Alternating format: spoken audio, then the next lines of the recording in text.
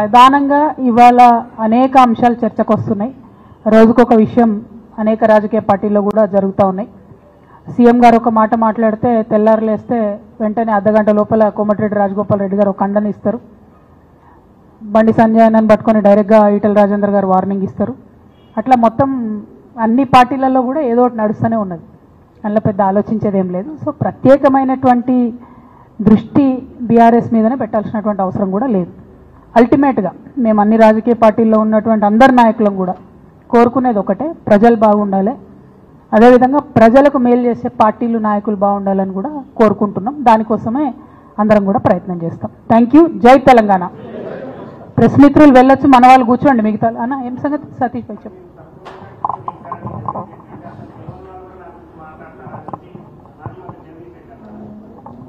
పోనీలేవే పాపం వదిలేసి. అయితే ప్రెస్ మిత్రులు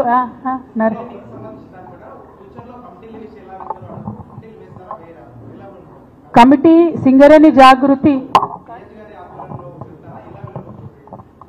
బ్రదర్, ఇది ఒక అలయన్స్. అలయన్స్ అంటే ఏంటిది? సింగరేణి జాగృతికి అన్ని ఏరియాలలో కమిటీలు ఉంటాయి, హెచ్ఎంఎస్కు అన్ని ఏరియాలలో కమిటీలు ఉంటాయి.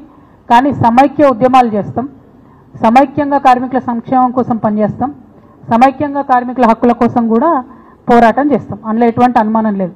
ఎవరి సంఘం వాళ్ళకు ఉంటుంది, ఎవరి ఆఫీస్ వాళ్ళకు ఉంటుంది. అవసరమైన కాడ షేర్ చేసుకుంటాం, అవసరమైన కాడ కలిసి ఉంటాం. కమిటీలలో షేర్ చేసుకోవాలనేటటువంటి ఆలోచన ఉంటే ఫ్యూచర్ డేస్. కానీ రెండిటి మధ్యలో, రెండు సంస్థల మధ్యలో అలయన్స్. ఈ అలయన్స్లో రెండు కాదు, ఇంకా చాలా సంస్థలు కూడా చేరుతాయి. ఎందుకోసం అంటే ఇవాళ గెలిచినటువంటి ఐఎన్టీయూసీ, ఏఐటీయూసీ కూటమి ఏదైతే ఉన్నదో నిట్ట నిలువున సింగరేణి కార్మికుల యొక్క సంక్షేమాన్ని పాతర పెడుతున్నటువంటి పరిస్థితి కనబడుతుంది. కాబట్టి వారికి ఎదురొడ్డి నిలబడాలి, కొట్లాడాలి, అనేక అంశాలను కూడా కాపాడుకోవాలి. కాబట్టి ఇట్లాంటి అలయన్స్లు కేవలం సింగరేణిలోనే కాదు, మీరు చూస్తారు ఇంకా అసంఘటిత సంఘటిత కార్మిక రంగాల లోపల కూడా రేపటి నాడు ఇంకొక కొత్త పెద్ద అలయన్స్ కూడా అవతరించబోతా ఉన్నది. దాంట్లో కూడా జాగృతి భాగమవుతుంది. ఇప్పటికీ అనేక కార్మిక సంఘాలతో మేము కలిసి పనిచేస్తున్నాం. రాష్ట్ర వ్యాప్తంగా ఇంకొక పెద్ద కార్మిక సంఘాల యొక్క ఫెడరేషన్ ఏర్పడుతుంది. అందులో కూడా జాగృతి భాగస్వామ్యం అవుతుంది.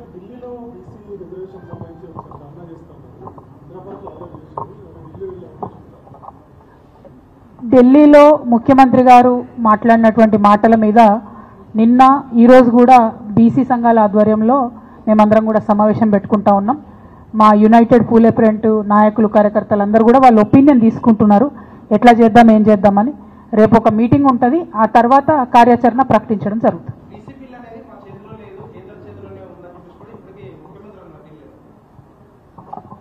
నేనేమంటున్నా బ్రదర్ అంటే బీసీల అంశం మళ్ళీ ఒకసారి మాట్లాడతా. ఇవాళ సింగరేణి అంశము కాబట్టి మీడియా సమావేశం అయితే ఇక్కడతో ముగిసింది. మేము మా నాయకులతో కొంచెం మాట్లాడుకుంటాం. Thank you. జై Telangana. Thank you for the cooperation brother. Thank you. కూర్చోండి అన్న, మీరు కూర్చోండి. తీసేరా.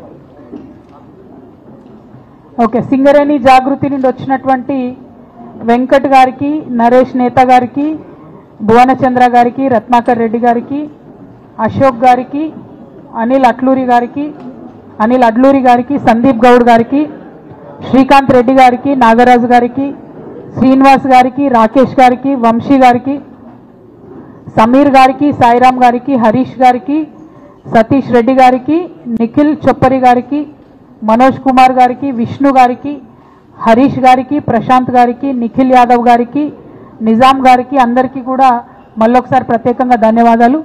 సింగరేణి జాగృతి నాయకులందరూ కూడా ఆలోచన చేసుకోవాల్సింది ఏంటంటే హెచ్ఎంఎస్కి చాలా ఎక్స్పీరియన్స్ ఉంది. వారి యొక్క అనుభవాలను కూడా మనం పరిగణలోకి